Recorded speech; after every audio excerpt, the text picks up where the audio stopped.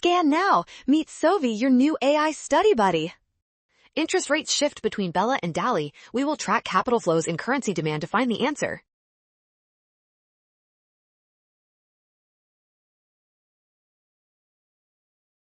Bella's real interest rate is now higher than Dali's rate, which means investors will chase those higher returns. This shift causes financial capital to flow directly into Bella's growing economy.